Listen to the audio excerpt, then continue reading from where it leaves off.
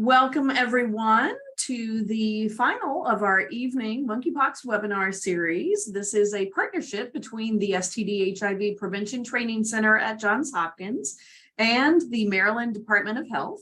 My name is Barbara Wilgus and I am the program administrator for the Prevention Training Center. And I want to welcome you today to a fabulous lecture. I'm very excited that you're here. A few housekeeping instructions. Your Zoom registration to enter the webinar. So when you entered your name and email to get your Zoom link, that's your sign in for the day. And that's how we're taking attendance. So if by chance you're using a different email for Zoom than the one that you use to register for the course, please email Bambi Hamby at mhamby1@jhmi.edu with this information. Similarly, if you're watching in a group, please email Bambi the names of the watchers in the group that aren't on the Zoom screen, because for CE credit, we need to count every person who has attended as having attended. This is a webinar format, so you probably have already noticed that you do not have access to your camera or mic. So if you have a general comment or a technical question, please enter it in the chat box below. If you have a question for our speaker, please enter it in the Q&A box below, and we do anticipate having time for questions. These webinars are being recorded. Recordings will be accessible via the Maryland Department of Health MPX webpage under the section Information for Clinicians. The MDH MPX webpage is located at health.maryland.gov/monkeypox.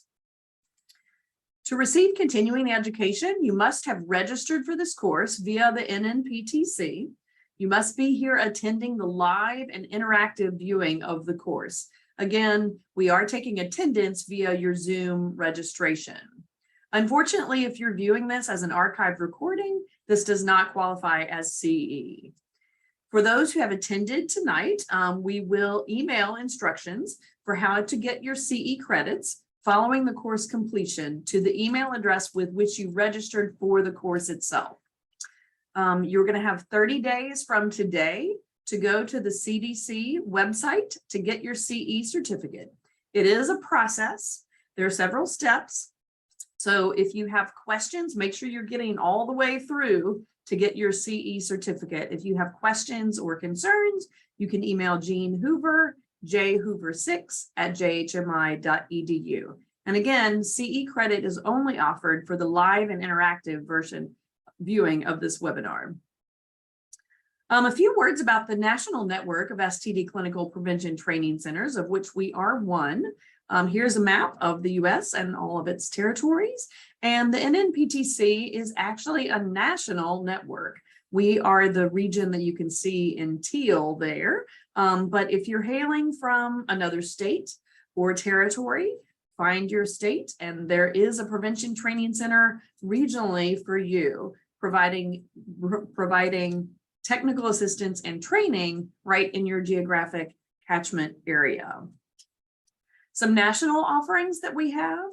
If you are a clinician and you have an STD question or consultation that you need an expert opinion, you can go to stdccn.org, submit your question, need for technical assistance, consultation. It'll be routed to a subject matter expert in your region. So if you're here, it's going to go to my bosses. And you can expect a response within 1 to 5 business days, depending on the urgency that you have set. So this is a wonderful free resource for clinicians in our area. Another national offering is the National STD Curriculum. They have updated it for the 2021 CDC STI treatment guidelines. This is a free, up-to-date educational website with well over 30 free CME credits. There's a self-study, go at your own pace, CE online ongoing education, 20+ question banks, a wonderful podcast with STI related topics of all kinds, and a group learning tool where you can assign units, track your members' progress. So that's all located at www.std.uw.edu. We are partnering with the Maryland Department of Health for these evening webinars, and I do want to remind you again that many resources, including these recordings, will be available on the MDH website, health.maryland.gov/monkeypox. There are up-to-date, clinician letters, information for providers, but also wonderful a host of patient handouts and things that you can give your patients that you're seeing as well. And really importantly, since we're talking about vaccines tonight, this is where you can find the Maryland Department of Health statewide MPX vaccine pre-registration system. This is an ongoing effort by the Maryland Department of Health to provide MPX vaccine across the entire state in an equitable fashion. And it is really the best way to get your patients in line and ready to get their vaccines, which is highly important, as you will hear.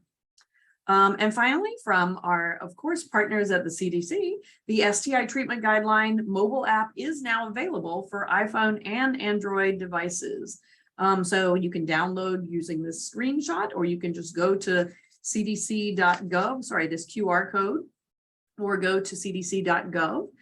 This is more comprehensive now. They've expanded all kinds of offerings, including a section for taking a sexual history, some clinical tools, and you can actually access the STD-CCN directly through the app now. So all of it's available right in the pocket of your lab coat. So those are some other amazing resources ready for you.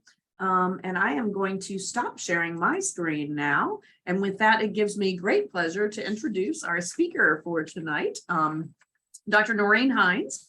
Dr. Hines is an associate professor of medicine in the Division of Infectious Diseases at Johns Hopkins and the Division of International Health at the Bloomberg School of Public Health.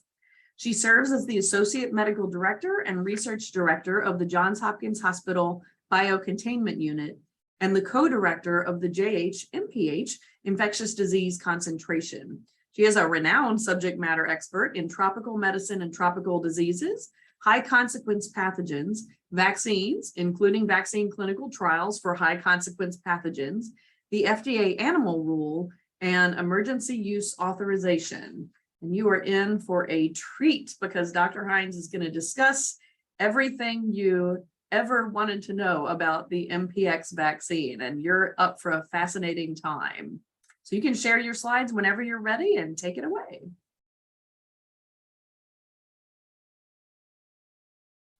Oh, and unmute yourself. I did. I shared my screen. Oh, I am not seeing it yet. Maybe try again. Okay, I'll end my slideshow. And I'll say again, share my screen. There we go. There we go. Okay, now I have to change this, whatever, to the type of screen show it is. Perfect. There you go. Okay, so it's a pleasure to be here. I'm excited to do this. I know I'm the last, so hopefully you're already well informed by many of the previous speakers. And so I'm going to speak very specifically about monkeypox vaccines and the science of them and their use, and just a little bit about the operational realities, because when I've given this talk before, we had someone from the Maryland Department of Health deal with many of those things that you can find on their website and on the app.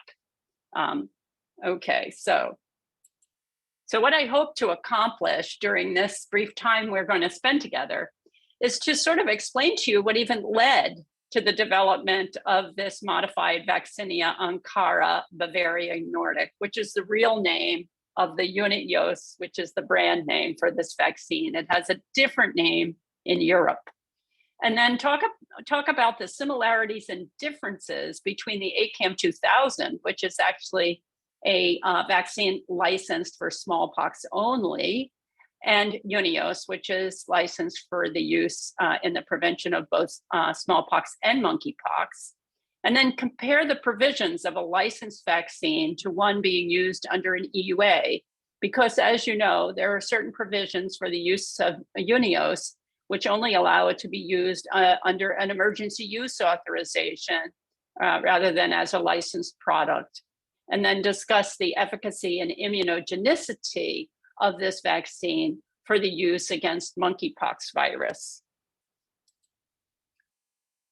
So as you heard from Kelly Gibo, who spoke to you earlier, she gave you this wonderful one-slide vaccine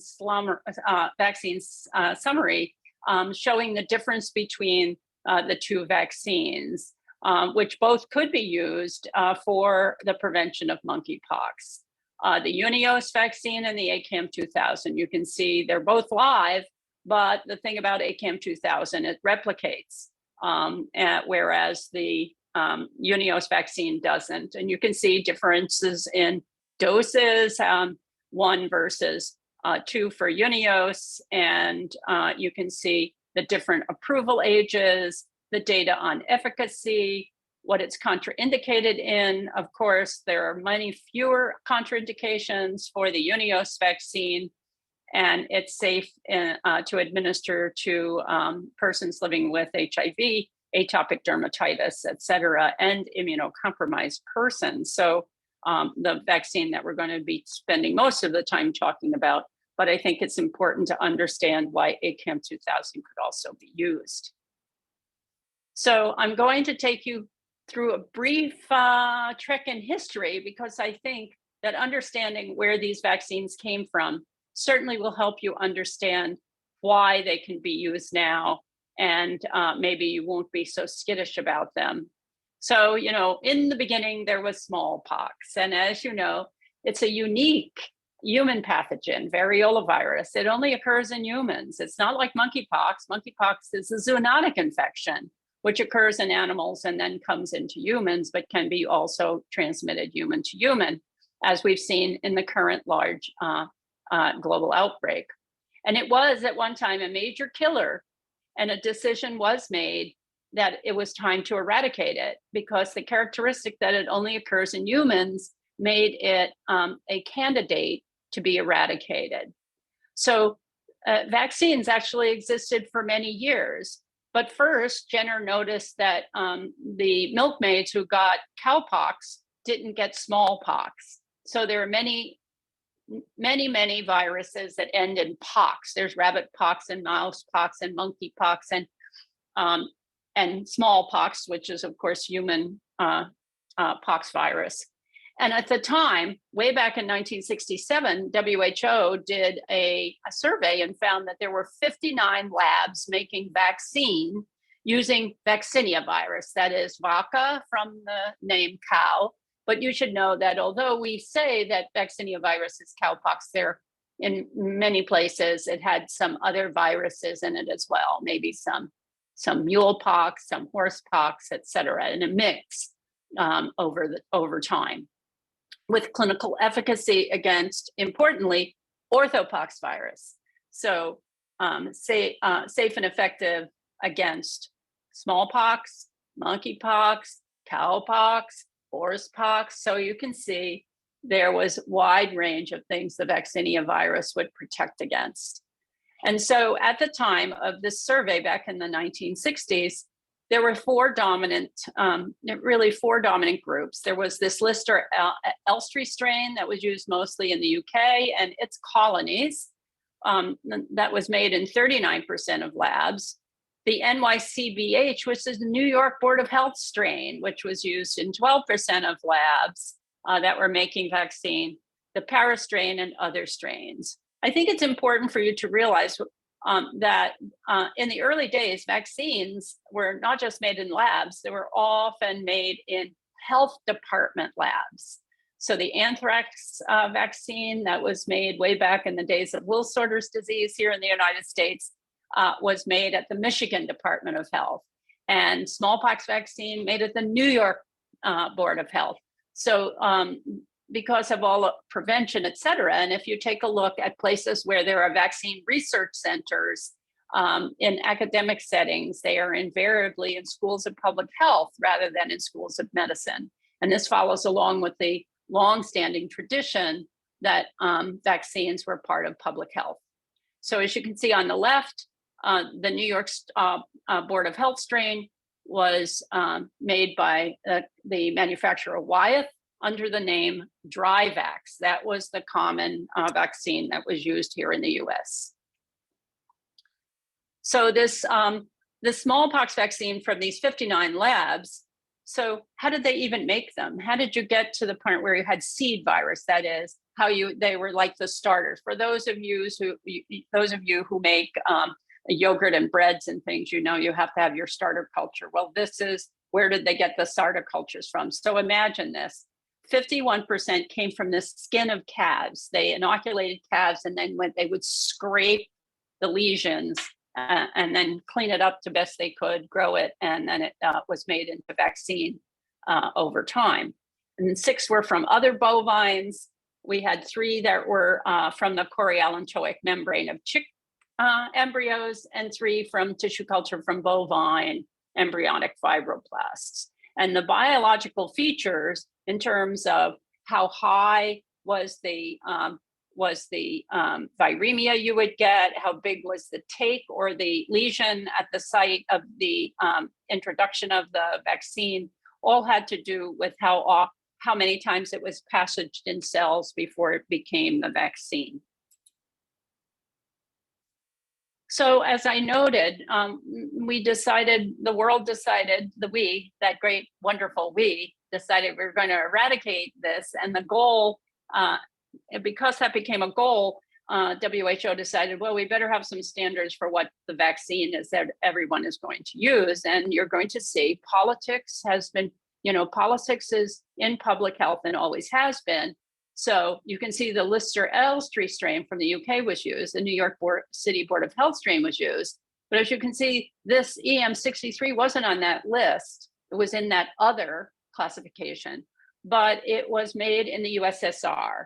And so it was decided it was quite an adequate strain. And so these 3 vaccines were considered to be what we wanted to use for smallpox eradication globally.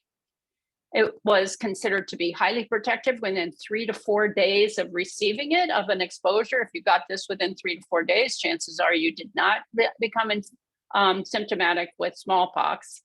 But we learned pretty early when we made this a routine vaccination that if you were very young, and before the 1950s, we gave this to newborns and wound up with very, very severe adverse effects, SAEs. But then once they changed to giving it to small children older than the age of 1, then there was a great decrease in these serious adverse events, or SAEs. But to give you some idea of what some of these severe SAEs were, in 1947, in New York, there was a New York City outbreak after a traveler from Mexico who had smallpox entered, and there were 12 cases in New York City and 2 deaths, okay? But think about this.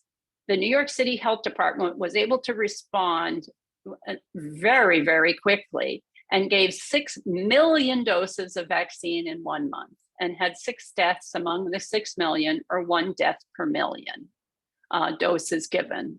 And then in 1968, I'll show you more data in a little bit about this. Surveys were done here in the United States in 10 states through the CDC. And they found that when the vaccine was given, this post-vaccinia encephalitis, they found was in 3 to 12 per million, but realized it was not actually associated with the virus multiplying or replicating, but was actually probably an immunological phenomenon, much more common in women than men, for example. And this is true with other live vaccines, such as yellow fever vaccine, where a similar meningoencephalitis is seen more commonly in women than it is in males. And then progressive vaccinia, 1 to 2 per million. And in the upper slide, you'll see how that looks like a really nasty looking wound that's spreading out. And that's progressive vaccinia. It just keeps going and going and going and going.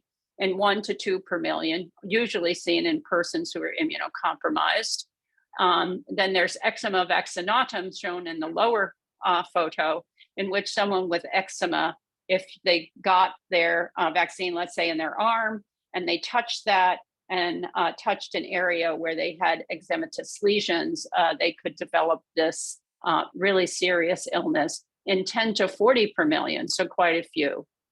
So during smallpox eradication efforts, it's very important to realize way back then, we first knew of monkeypox in humans. Back in the 1950s, we knew it could occur in monkeys because it was found in caged animals up in Norway, where they were trying to study smallpox, but non-human primates don't have the same manifestations that you see in humans. And so it was problematic using them to study smallpox.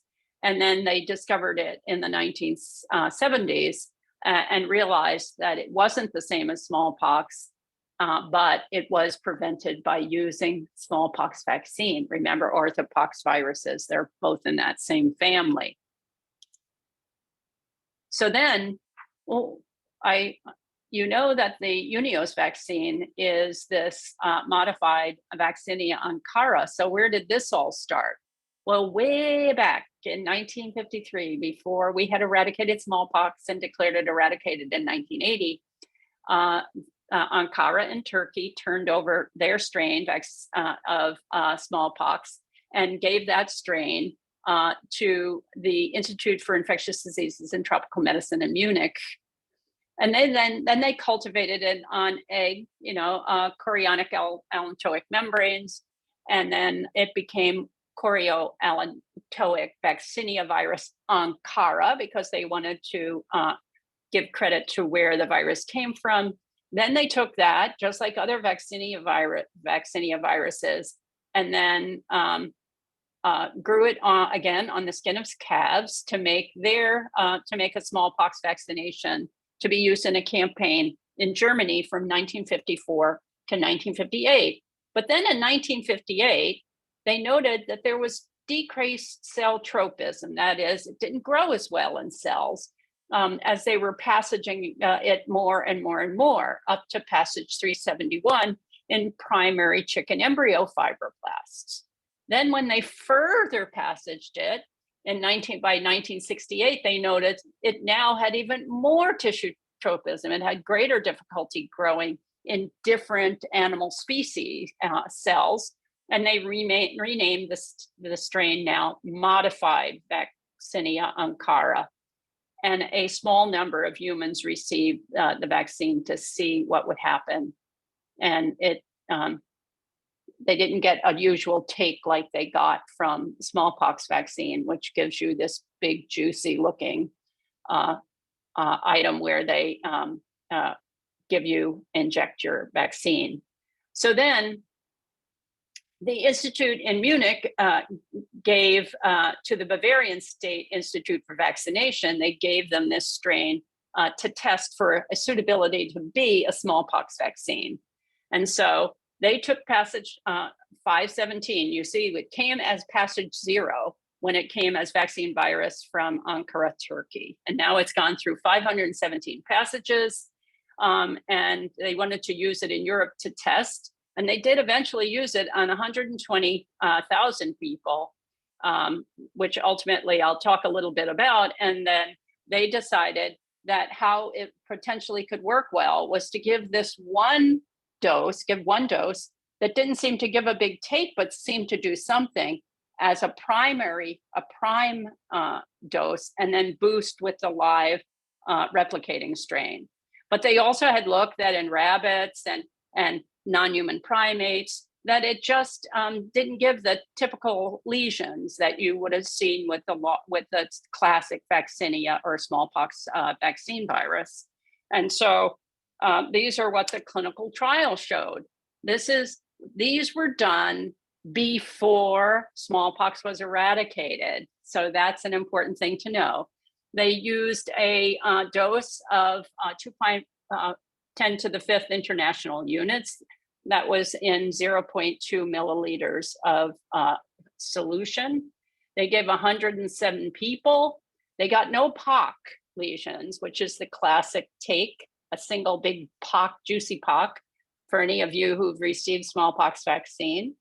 live attenuated smallpox vaccine. They didn't get any fever, and they had no classic antibody findings that you would have seen when you use that Lister Elstree strain from the UK. But when they got their second vaccination with the Lister strain, they did get a typical follow-up vaccination take, but not the first primary take like you would see when you got the vaccine the first time. So they were encouraged. And then 7,000 more people were immunized with similar findings. Then it was transferred to the Bavarian State Vaccine Institute in Munich. And as you can see, it actually in 1977 received marketing authorization for this to be the pre-vaccine against smallpox in Germany as the first dose of a 2-dose regimen, with the second dose being a live attenuated strain. But as no clinical efficacy data was present because there was no smallpox in Germany by that time. The only place there was still smallpox was in the global south.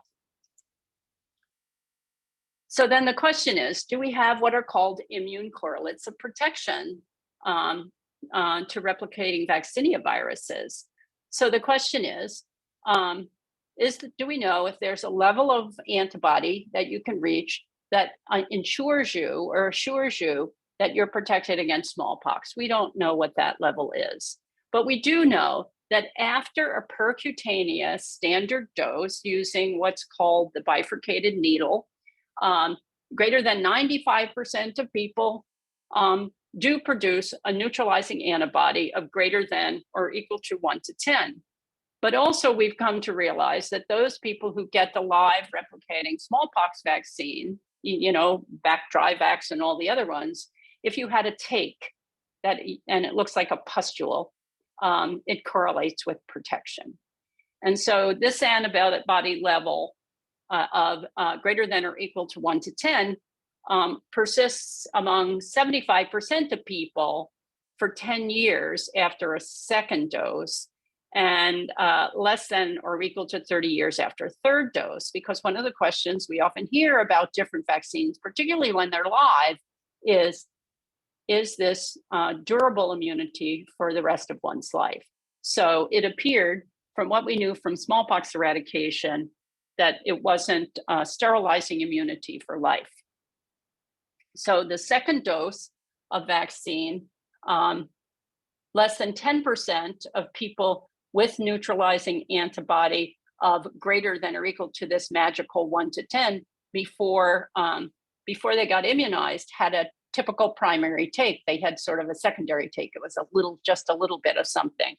And greater than 30% have it if their titer is less than this 1 to 10. So there was something almost magical about that special neutralizing antibody titer. And so persons going to work, however, you would say, okay, so you could do it once every 10 years. But they made the recommendation at that time that if you're going to work in a smallpox endemic country, then you should be vaccinated every 3 years. And that's what was done prior to eradication. If you were going to work in smallpox countries, you got the vaccine every 3 years. And so even after eradication occurred, there were so many still unanswered questions. And this big book that was written by D.A. Henderson and others, D.A. Henderson, the former dean at the School of Public Health, many of these questions still exist today. Can we develop a safer smallpox vaccine? And I'm going to tell you a bit more about Junios. What is protective immunity? We still aren't sure about that one. And how long does immunity last? We don't know really that one either. So what happened to MVA as we got smarter and were better at looking at the genetic features of viruses? As we improved our modalities in science, we came to realize that the change from all the other vaccinias to including vaccinia, the original vaccinia Ankara, to the modified vaccinia Ankara, it lost 15% of its parent genes. So, wow, that's a lot to lose, but what did it lose? And what importance were those losses? So the genes regulating host range changed. So you couldn't infect all these different animals like you could with vaccinia virus. So you could infect fewer types of animals and fewer cell types. And we found that was very restricted in mammalian cells, and it had no productive replication in humans. They could have an immune response. You could even get protection of some sort, but it didn't replicate, which was important when you think about it for someone who is immunocompromised. So the hallmark of vaccinia virulence in the laboratory was to take regular vaccinia vaccine and inject it into the brain of mice, and it would be neurovirulent. But when you did that, even at very high doses with MVA of the modified vaccinia Ankara, they didn't even get sick. So we knew that there was something going on. And in the cartoon on the right, you'll see the virus at the top, it's entering, and then it's getting uncoated, and it does everything, but it doesn't leave the cell again replicating. So it does all the right things. The body sees it, it recognizes, it has vaccinia proteins, et cetera, against which it can create an immune response, but it doesn't release it to replicate. So what's its safety profile look like in animals? So in immunocompromised animal models, you can give an exceedingly high dose of this MVA. In mice, they don't get ill, the virus doesn't multiply, but importantly, if you waited a while, they actually were protected against the Lister estuary strain. So it wasn't as quick as the protection you would get if you were immunizing someone with a live replicating strain, but eventually they in fact did and were protected. And so immunocompromised rhesus monkeys, we're getting closer and closer to humans now, had similar findings. So we wanted to know more over time. What exactly were the loss of the genes other than having to do with viral replication? Well, we found that some of the genes that code vaccinia and other pox viruses with these soluble inhibitors for the interferons, like interferon gamma and interferon alpha and beta and tumor necrosis factor alpha, were also lost. So that meant that you couldn't have a cytokine storm with this like you could have with vaccinia, which again would be very important in a person who is immunocompromised.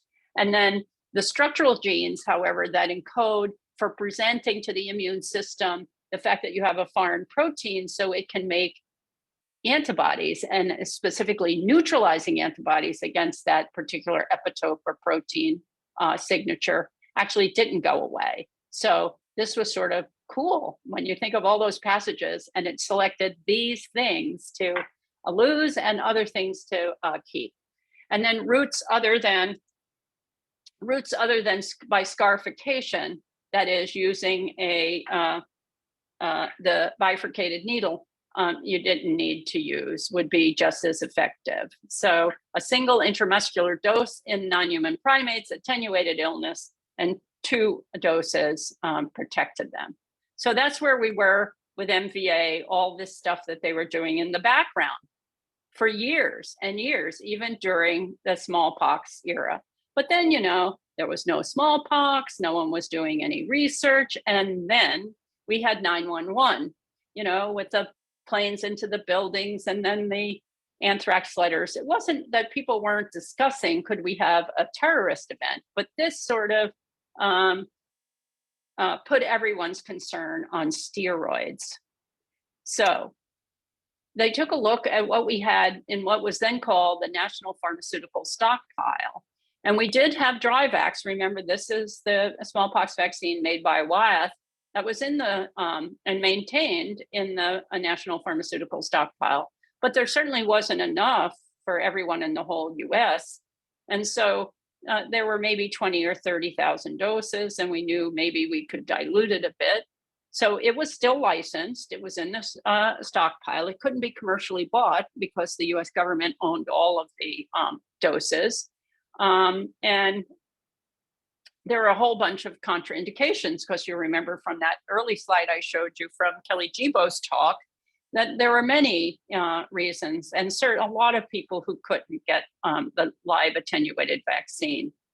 And so the decision was we would only give it on a threat-based staged plan of use. So, the military would get it, and then people who were caring for people who potentially were going to be exposed in hospitals, et cetera. So, but then over time, we then created a vaccine from the original vaccine. What was done is the Dryvax was grown, and then all the little plaques that were on the dish that was used to grow it, they've picked some of the individual plaques or colonies, grew it, selected one of them, and then grew that in a great amount. And then this is what ultimately became ACAM 2000, which is derivative of the Dryvax vaccine. And there is now enough of it in this, now what's called the Strategic National Stockpile, to protect 100% of the population of the US plus others. It has the same side effects and severe side effect profile as was seen with Dryvax. But because we looked much more closely when we were doing the human clinical trials, we also found that it causes myocarditis in 5.7 per thousand primary vaccinees.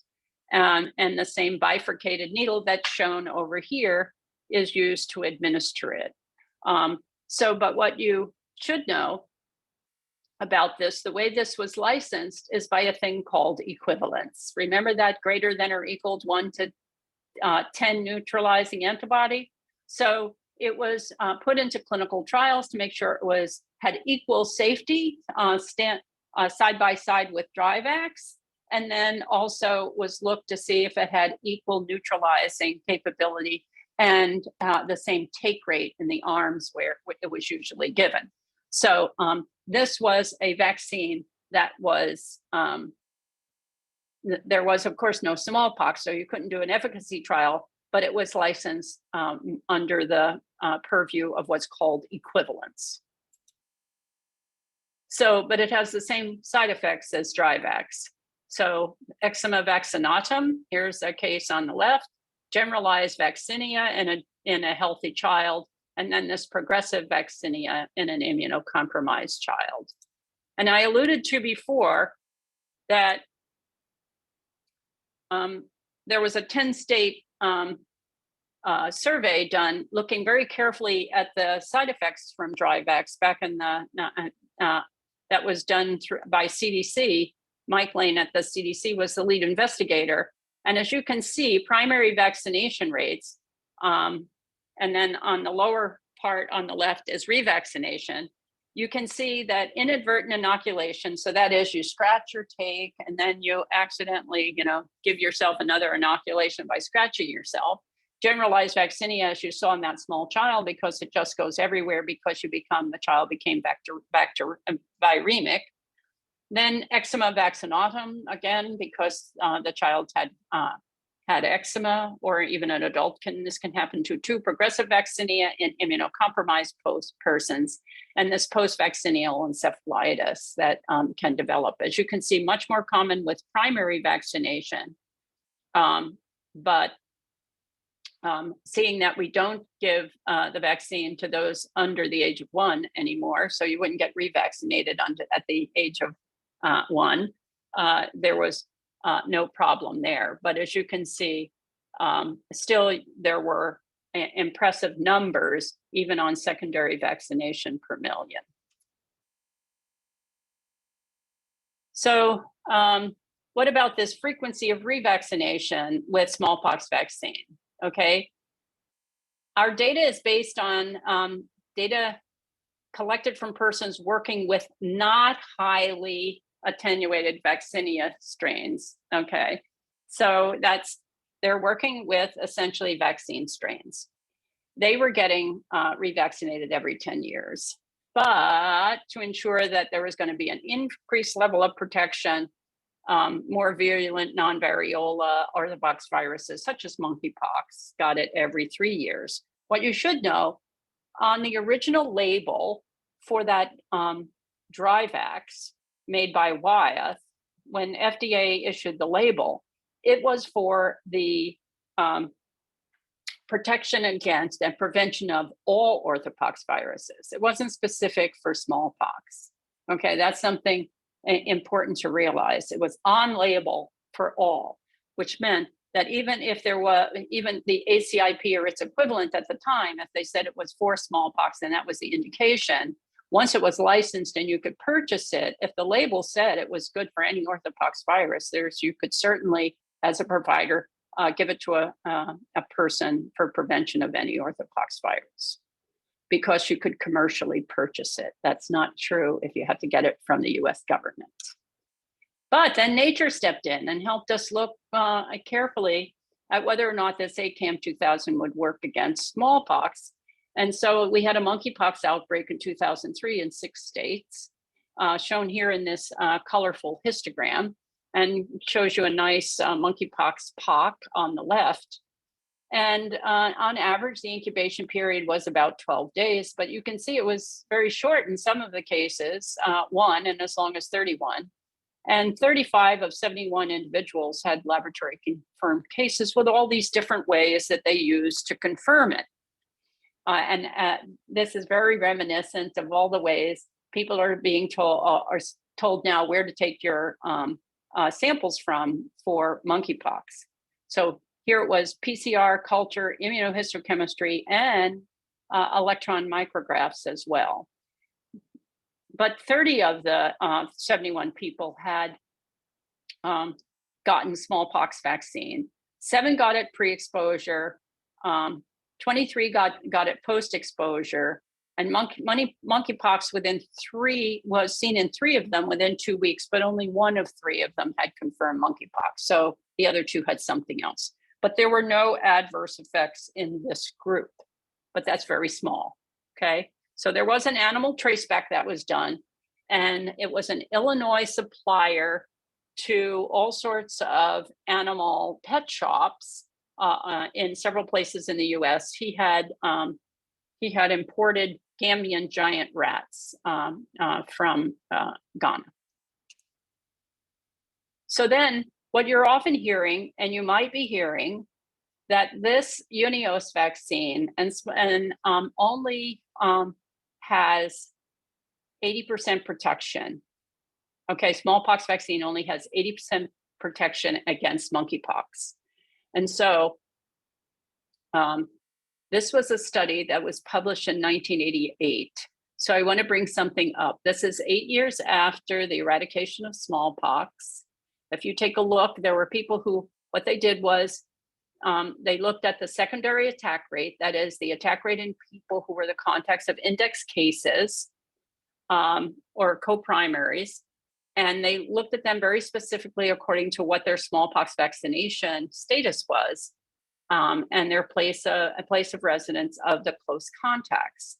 So if you look at this, it was the same residence as the primary or co-primary, other residents, and all the contacts. If you look at the unvaccinated, you'll see, well, their attack rate appeared to be much higher than individuals who were in the vaccinated group.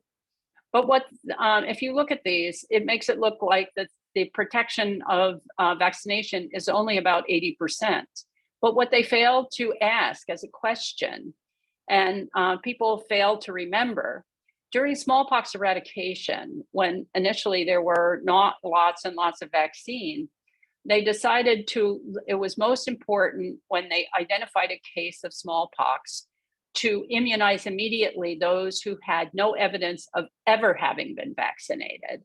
So there are more than a few of these people who could have been in this study who had been vaccinated years before smallpox was eradicated. So maybe even 20 or 30 years before. So this notion that smallpox only protected 80% against monkeypox is probably a misrepresentation of reality.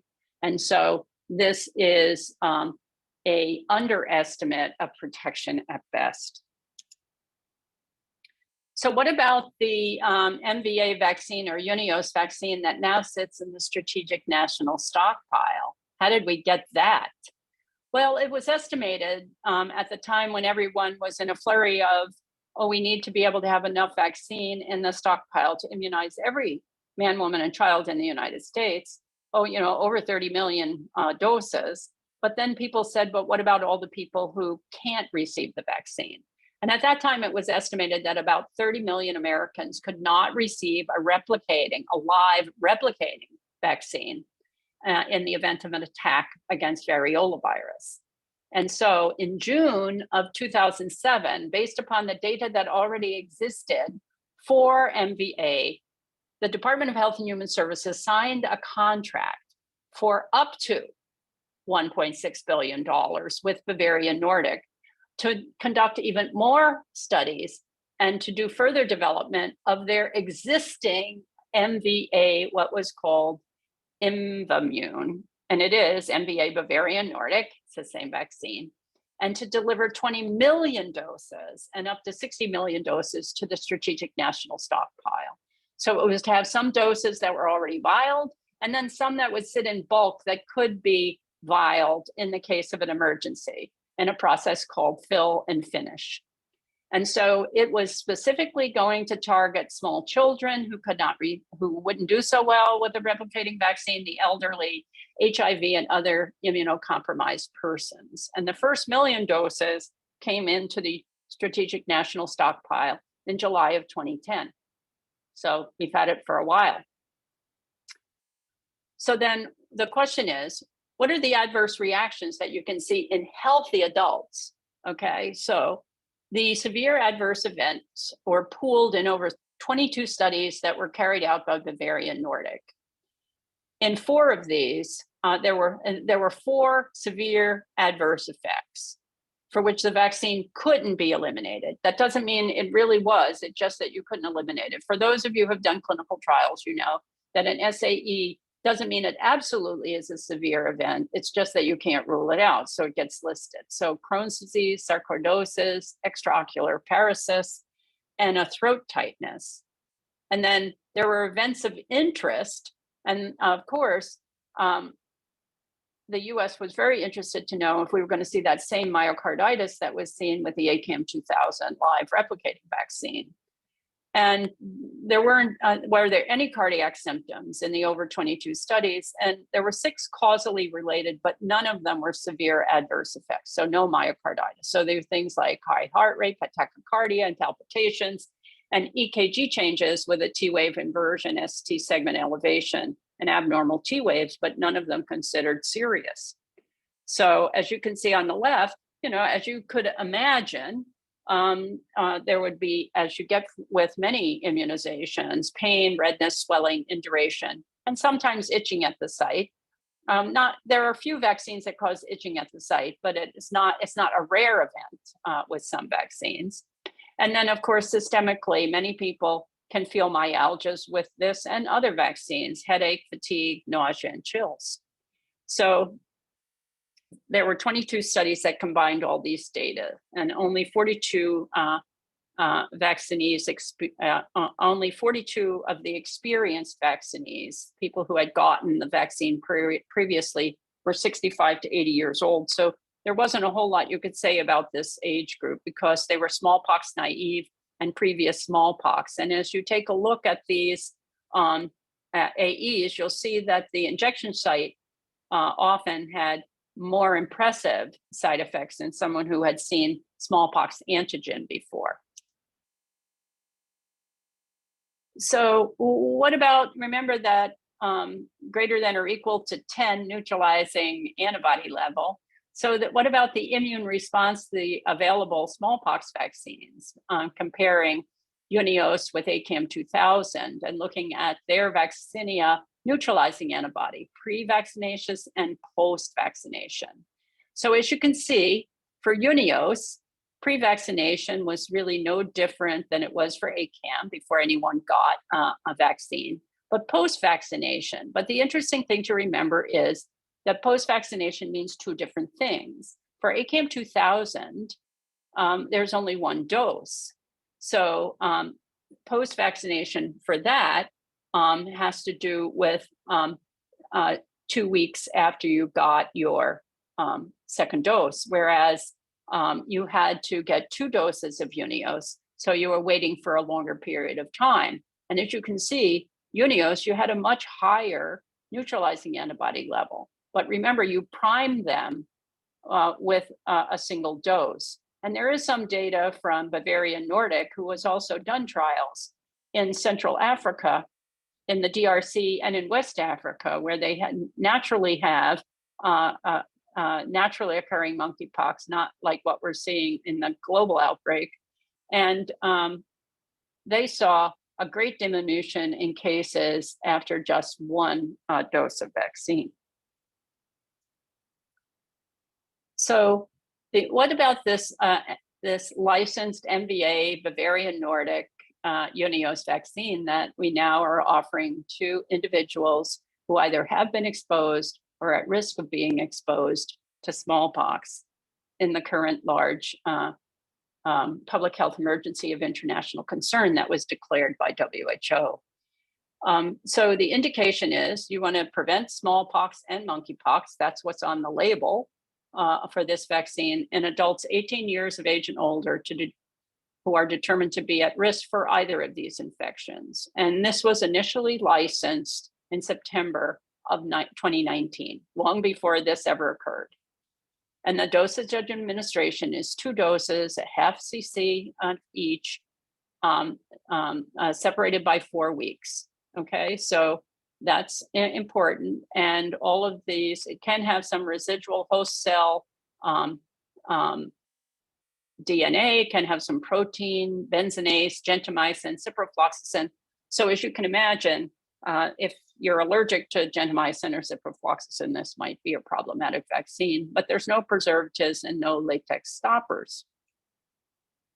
And then because it's a licensed vaccine, it gets a vaccine information statement, which is nice to be able to give people getting it in the licensed format, because it tells them why they are getting the vaccine, what's this vaccine they're getting, what to talk to their healthcare provider about, and the reactions they can get, and what if there's a serious problem. Additionally, there is a countermeasure injury prevention program, because this is considered a consequence pathogen. And so therefore, there are different types of injury compensation that one can get from the US government rather than from the manufacturer with this particular vaccine. But then the decision is which to use. And that's what came up early on in, should we be offering people the ACAM 2000 because we have so much of it, or should we be offering Unios, of which we didn't have very much? And it seemed like the histogram or the case numbers were soaring up. And the question was, if you had to give 2 doses of anything, you didn't have 1 million doses, you had 500,000 doses. You had enough for 500,000 people. And was that going to be adequate? So I think it's important to remember that there are very specific distinctions between the 2 vaccines, but the most important is that the risk for serious adverse events are yes for ACAM 2000 and no significant events during clinical trials for the Unios vaccine. The unfortunate thing is it needs 2 subcutaneous doses. And of course, it is replication incompetent, it's replication deficient, the Unios, whereas that's not true for ACAM 2000. And as I outlined think of the contraindications. If you take a look at the contraindications for the live replicating ACAM 2000 vaccine, you will notice that even if you yourself have no contraindications, if you're living with someone who does, such as someone who has eczema, then you would be contraindicated from getting the replicating vaccine because you could pass it to others in your household. So what about the contraindications for Unios? As you look for primary vaccination for ACAM 2000 and revaccination, there are yeses for just about everything on that list, okay? On revaccination of ACAM, you don't have to worry about 3 or more known major risk factors for cardiac disease if you're revaccinated. But look at and If you're a household contact, there are a whole bunch of things you have to worry about. Pregnancy, there's someone in your household less than a year, etc., as I brought up. But there's only one yes for all the contraindications for Unios, and that's if you have a serious vaccine component allergy. That's it. So as you can see, this is why the decision was made that Unios over ACAM 2000 would be used. So the licensed product versus FDA has a licensed product versus what the ACIP recommends. So the FDA label for Unios gives you the indications for use. The ACIP tells you the recommendations and is considered legally as the guidance for the vaccine's use. But the caveat is, if a licensed product is purchasable, is commercially available, as long as you tell your patient what you're going to use it for or how you're going to administer it, and they agree to it, you can give it. But you cannot do that with something 100% owned by the US government who's then giving it to you. Then you must give it exactly according to the ACIP standard. And then anything else, there's no off-label use. Any quote unquote off-label use would have to be under an EUA. And that's why the intradermal administration is under an emergency use authorization. If you could purchase this, you wouldn't have to do it under an EUA. It would be a licensed product. So the interesting thing about the EUA fact sheet that's out there, it's really only adult adverse effects are listed because we don't have a lot of information for children. And you are required, however, to report to the vaccine adverse events reporting system any adverse events that you see, and you're also asked to tell Bavarian Nordic what you have, any severe adverse events, and also any vaccination administration errors.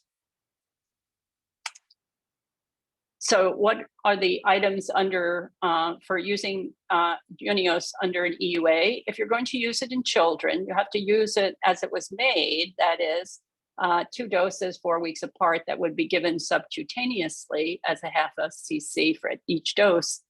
And that's what the EUA is. It allows you to use it on those who are younger. But those who are 18 years of age and older, because of a potential shortage of the vaccine, you can also give it intradermally. You can give it intradermally because there are many vaccines that we have given intradermally with a very good immune response and no difference, both live and non-live vaccines.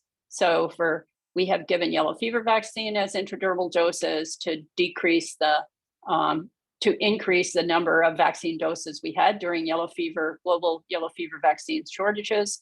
We did it and did a study during the time when we were trying to, when we didn't have ACAM 2000 and we only had some dry vax left. We also did a study to see whether or not we could extend the number of doses we could get, and we could by giving them intradermally and even giving what are called fractional doses. And then we've also given rabies vaccine intradermally with a very good response, remembering that there are dendritic cells in the skin that rapidly take up antigen and present it to the immune system. So the ID can only be given to those who are considered adults. So people often ask, well, what about this ID dosing? Do we know anything about the adverse effects? Well, we know that we don't have a lot of data. There was one publication that came out of Harvard back in 2010, where they did note that if you gave it intradermally, there was a more pronounced local reaction with intradermal than sub-Q dosing. And that's been seen with other vaccines as well, that the intradermal immunization with MVA certainly allows for protein sparing. But they found that the magnitude and kinetics of intradermal IM sub-Q, the kinetics of those were similar, okay? But similar, but a little lower. So that's something to be aware of.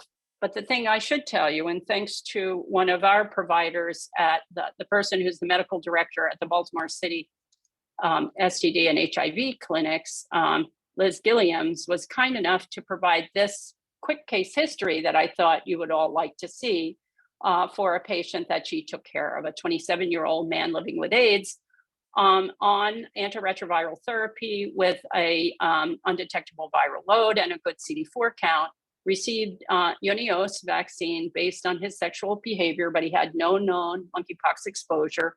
He got his first dose subcutaneous, but his second dose he got intradermally 80 days later, so not the recommended 2 weeks later. So as you remember from that one study that showed you could really mount your immune response over time, remember, and that it could be that a delay also accounts for a more vigorous immune response to a second dose. He had no vaccine reaction history, but had some drug allergies. So at 36 hours following dose number 1, he went to the emergency room for what I'm going to show you. He was prescribed cephalexin, and with 8 hours, she discussed with the patient to hold the cephalexin and monitor, and his arm swelling reduced significantly in 24 hours. But let's see what that meant. So he's given permission to share these. At 12 hours on the left, he had a big red arm, and that's bigger than the other pictures I showed you. At 24 hours, he looks like he has a welt on his arm surrounded by erythema. By 36 hours, he looks like he has a full-blown cellulitis, and you can see the rings where he was very smart in monitoring how the induration and erythema was progressing. But by 6 days after, he did have all this shrinkage, but this one area of pigmentation on his arm. And so that's something to think about in terms of, as you can see, CDC recommends against using topical steroids or antihistamines. Ice packs are good in oral antihistamines because he also said it was itchy. And because of this potential marking that would say, oh, you must be someone who got monkeypox vaccine, other sites of administration of this intradermal dosing are recommended, either in the upper back below the scapula or very high up on the deltoid. So what I hope I've taken you through a quick run through of how we got to this MVA Bavaria Nordic. It's actually been around for much longer than people think. We have a lot more data about this vaccine than people have, that most people know about. It's had quite a development history. It has similarities and differences with the live replicating vaccine. They both can be used against monkeypox and smallpox, but because ACAM2000 is only on label and only licensed for smallpox, as opposed to Unios, which was licensed for both smallpox and monkeypox, it would have to be used under an EUA. And then I think you understand why there are some provisions for Unios, why it has to be used under an EUA. And then the efficacy and immunogenicity of Unios really isn't really bad, even after 1 dose, but 2 doses are what's needed to give you the maximal equivalence to the ACAM2000. And so then we also looked at some of the possible adverse effects for the intradermal Unios vaccine. So that's about it. And I'm happy to hear any questions that came in while I was giving this nonstop, sounds like a diatribe, but thank you for listening. Wonderful. Thank you so much. And I don't have any questions yet, but I'm assuming people are probably about to start typing. So I will ask a quick question. And also thank you for giving this entire history, because I agree with you that it is very important to know the entirety of a history of vaccine development, especially when it is, you know, a vaccine for a new outbreak that, you know, yes, people might have just heard about, but the vaccine itself isn't new at all. So thank you for giving that. That's the reason why I went into all the history, to understand why we're not using ACAM2000, but also why really MVA Bavaria Nordic is not really a new vaccine. It's been in development for over half a century. You had mentioned in a previous lecture about instructing patients that get an intradermal vaccine if it's itchy, not to Yes, scratch yes, it. yes, And I want to make sure If- that gets said. yes. If you get an intradermal vaccination, you get a bleb. Very often people go, it itches, and they take the gauze or whatever you place over it and they press down on the vaccine. You will convert an intradermal vaccination to a subcutaneous vaccination if you press it down and make the bleb go away. So you'll be giving them a 20% dose. So it's an inadequate dose. So you have to tell them, don't press on this. Yes, thank you for reminding me, Barbara. Oh yeah, no, I that was my first time hearing that, and I think that's so important for people to know as well. So, and also, if any of you are still giving PPDs for detection of tuberculosis MTB exposures, if people do that and press their bleb down, if they have a negative, it could be quite a false negative. So the take home is don't push any intradermal thing, don't press on it, leave it alone. Yes, correct. So do we have? I am not seeing any questions. I will start doing my slow talk to see if someone is still putting something in. Lots of thank yous in the chat. You're welcome. And if we have no further questions, then I do want to thank you so much, Dr. Hines. This is, again, like just amazing. And I want to thank everyone for attending. And please, if you have other colleagues that you think would benefit from this information, even if they're not going to get CE credit, direct them towards the Maryland Department of Health website where they can see the recording. Again, fascinating. So I thank you so much for your time and expertise and wisdom. And everyone have a wonderful night. Yeah, and if people come up with questions and they shoot them to you, Barbara, or you, Jean, or you, Bambi, you can let me know. I'm happy to answer them to the best of my knowledge. I thank all of you for staying these few extra minutes.